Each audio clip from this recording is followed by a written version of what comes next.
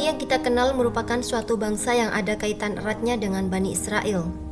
Sedangkan Bani Israel ini memiliki kisah yang cukup terkenal dan ternyata juga disebutkan dalam Al-Quran.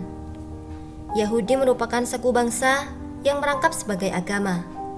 Kata Yahudi diambil dari salah satu marga dari 12 leluhur suku Israel yang paling banyak keturunannya, yaitu Yahuda. Yahuda ini adalah salah satu dari 12 anaknya Nabi Yakub. Nabi Yakub sendiri diperkirakan hidup sekitar abad ke-18 sebelum Masehi.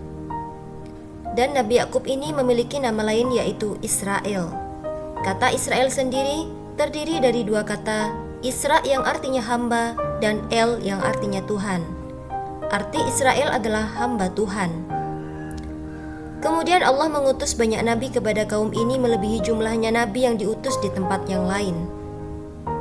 Sahabat semesta, lalu seperti apa bangsa Yahudi yang tertulis di dalam Al-Quran? Dan apa saja janji Allah dalam Al-Quran kepada kaum Yahudi? Simak selengkapnya di channel Doa Semesta. Jangan lupa like, komen, share, dan subscribe channel ini.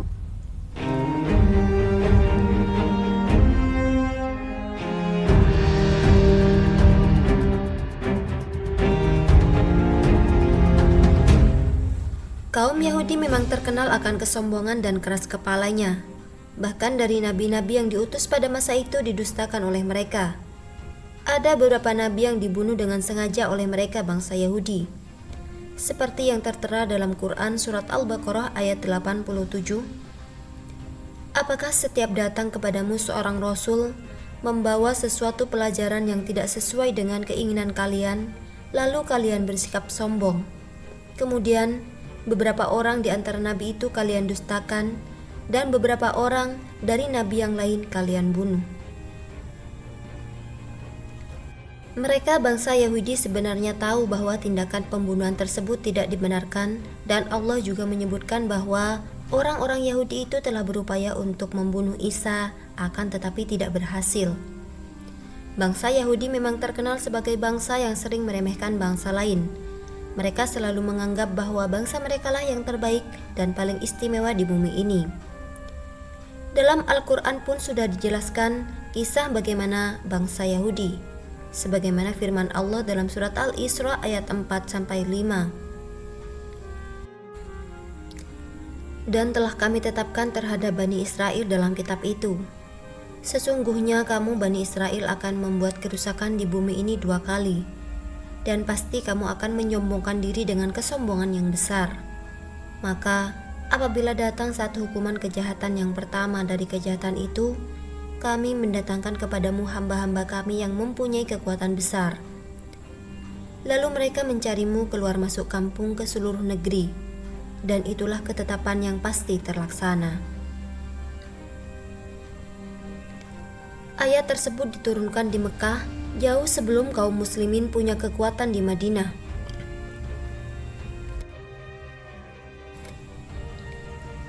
Dalam catatan sejarah, bangsa Yahudi ini telah berkali-kali mengalami kehancuran sebelum datangnya Islam.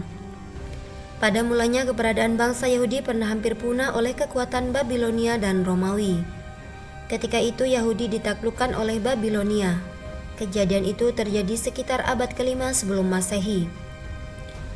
Sedangkan penaklukan bangsa Romawi kepada bangsa Yahudi terjadi antara 66 sampai 135 Masehi.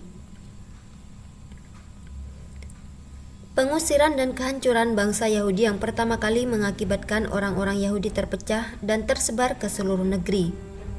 Inilah janji Allah yang pertama, dan hal ini sudah terjadi pada masa dahulu.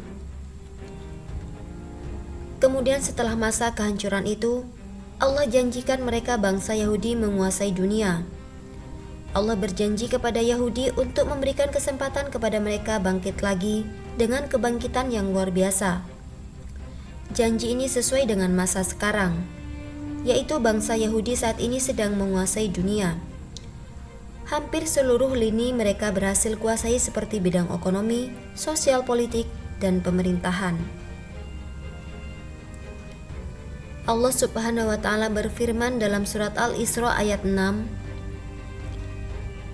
Kemudian kami berikan kepadamu giliran untuk mengalahkan mereka kembali, dan kami membantumu dengan harta kekayaan dan anak-anak, dan kami jadikan kamu sekelompok yang lebih besar. Sahabat semesta, jika kita mendengar ayat tersebut, bukti nyatanya bisa kita lihat bahwa benua Amerika yang memiliki hanya 2% orang-orang Yahudi di sana, akan tetapi sebagian besar Yahudi berhasil menguasai Amerika. Saat ini teknologi-teknologi canggih yang ada di dunia sebagian besar diciptakan oleh orang Yahudi. Sekarang terbukti janji Allah yang kedua. Bangsa Yahudi berhasil membalas sakit hatinya dengan menduduki kembali negeri Syam atau Palestina. Bahkan bangsa Yahudi berhasil mengalahkan pengaruh kaum muslimin di wilayah tersebut. Yang dahulunya bangsa Yahudi ini mengungsi ke beberapa negara, kini mereka berbondong-bondong pulang ke tanah Palestina. Kepulangan mereka ke negeri yang dijanjikan itu tak bisa dicegah dan dihalau oleh kaum muslimin. Kesombongan bangsa Yahudi makin meningkat, manakala ekonomi dan militer mereka di-backing oleh Barat. Sedangkan janji Allah dalam Al-Quran kepada bangsa Yahudi selanjutnya yaitu hancurnya kembali bangsa Yahudi dan Masjidil Aqsa kembali dikuasai oleh kaum muslimin. Sebagaimana firman Allah dalam surat Al-Isra ayat 7, "Jika kamu berbuat baik, berarti kamu berbuat baik bagi dirimu sendiri. Jika kamu berbuat jahat, maka kejahatan itu bagi dirimu sendiri. Dan apabila datang satu hukuman bagi kejahatan yang kedua, kami datangkan orang-orang lain untuk menyuramkan muka-muka kamu. Dan mereka masuk ke dalam masjid sebagaimana musuh-musuhmu memasuki pada kali pertama dan untuk membinasakan sehabis-habisnya apa saja yang mereka kuasai." Sahabat semesta, dalam ayat tersebut Allah berjanji akan memastikan suatu hari nanti bangsa Yahudi akan dimusnahkan dari muka bumi. Kaum muslimin pun akan kembali menguasai Masjidil Aqsa yang sekarang sedang berusaha dihancurkan oleh Yahudi di Palestina. Penghancuran Masjidil Aqsa dikarenakan, menurut pemahaman mereka bangsa Yahudi, di bawah tanah Masjidil Aqsa ada kuil Sulaiman. Yahudi berusaha mengeluarkan kuil tersebut dari dalam tanah yang nantinya akan mengakibatkan robohnya Masjidil Aqsa. Dan bangsa Yahudi memang sengaja menyulut emosi seluruh umat Islam di dunia, sehingga di hari menjelang kiamat nanti, kaum muslimin akan merebut kembali tanah Palestina dan Masjidil Aqsa. Pada saat itulah kaum muslimin di seluruh dunia akan dipimpin oleh salah seorang keturunan Rasulullah, yaitu Imam Mahdi. Sahabat semesta, janji inilah yang masih belum terjadi. Semoga bisa memberi manfaat. Wallahu a'lam bishawab. Wassalamualaikum warahmatullahi wabarakatuh.